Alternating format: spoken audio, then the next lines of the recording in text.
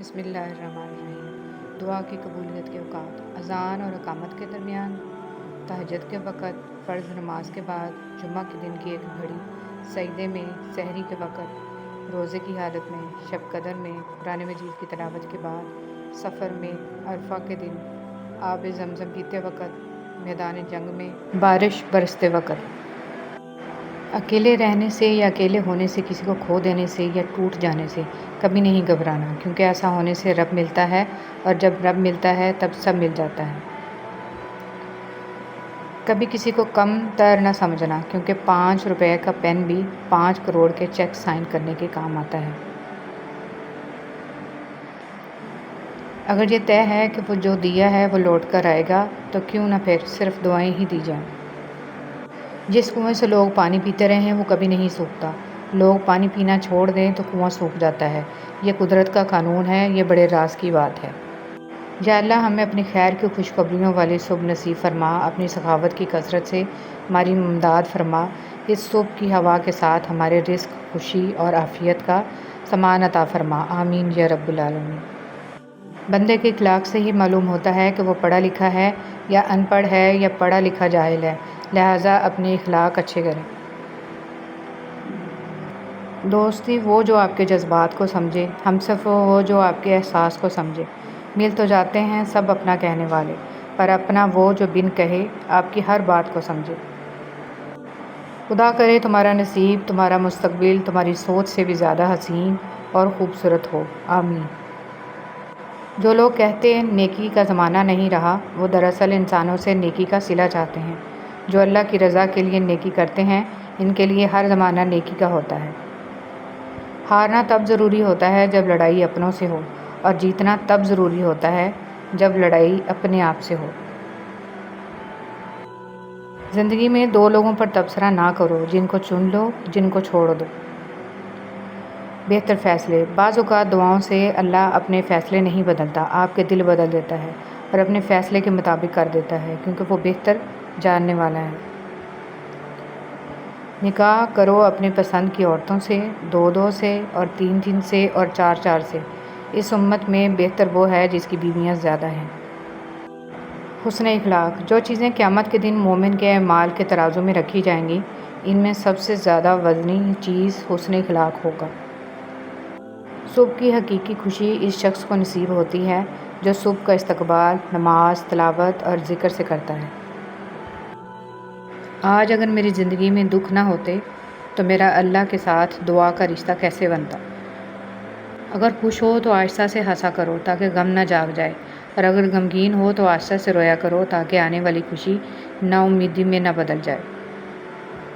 صورتیں کتنی ہی خوبصورت کیوں نہ ہوں، نصیبوں کی محتاج ہوتی ہیں۔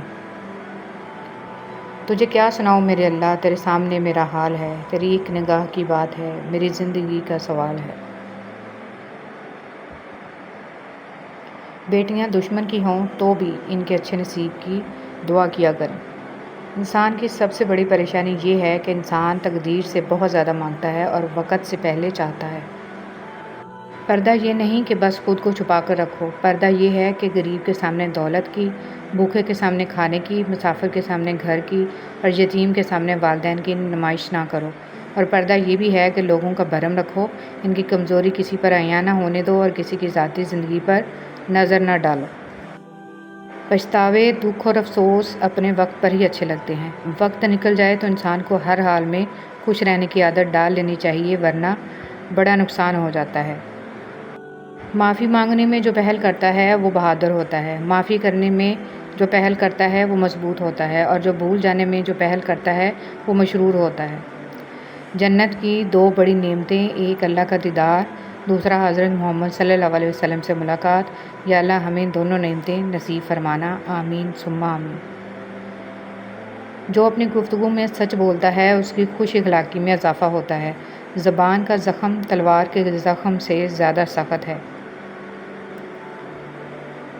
جس طرح گھڑی کی سوئی آگے پیچھے کر دینے سے وقت نہیں بدلتا، اسی طرح گردن اونچی نیچی کرنے سے انسان کی اوقات میں کوئی فرق نہیں پڑتا۔ جب دل و دماغ دنیا میں الجھ جائیں تو بے سکونی انسان کا مقدر بن جاتی ہے، خود کو سلجھانے میں وقت گزارا کریں، کیونکہ یہی انسان کا سرمایہ اور معاشرے کا حسن ہے۔ جیب میں وزن ہو تو بات میں بھی وزن آ جاتا ہے، اور دنیا کی یہی حقیقت ہے۔ نفرت ایک مردہ ہے جسے لوگ اپنے دلوں میں رکھ کر دلوں کو قبرستان بنا لیتے ہیں۔ اگر کسی سے کچھ مانگنا ہے تو محبت مانگو، محبت مل جائے تو سب کچھ مل جاتا ہے۔ محبت کے بغیر ہر چیز ایسے ملتی ہے جیسے مرنے کے بعد کفن ملتا ہے۔ مگر میری مانو تو محبت بھی نہ مانگو، کیونکہ مانگی ہوئی محبت کا مزہ بگڑی ہوئی شراب جیسا ہوتا ہے۔ بانو قدسیہ۔ سب انسان برابر ہیں، اور اللہ کے نزدیک سب سے زیادہ عزت والا وہ ہے جو سب سے زیادہ پرہیزگار ہے۔ نبی کریم صلی اللہ علیہ وآلہ وسلم۔ 1000 میل کا سفر ایک قدم سے شروع ہوتا ہے۔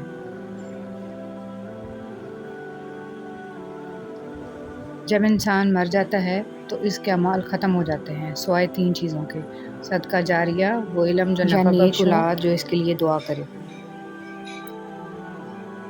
صرف ایک چھوٹی سی مثبت سوچ آپ کے پورے دن کو بدل سکتی ہے۔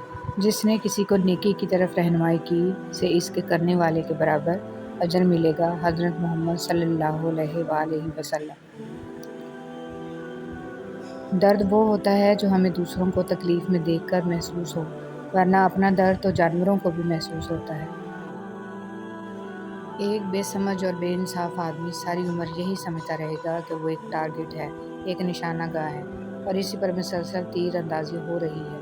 لیکن جب وہ خود احتسابی کے عمل سے گزرے گا تو اسے پتہ چلے گا کہ وہ ایک نشانہ ہی نہیں، ایک تیر بھی ہے جو وقت بے وقت چلتا رہتا ہے اور خوب خوب زخم دیتا ہے۔ اپنے ساتھیوں کو کبھی اپنے علم سے خوفزدہ مت کرو۔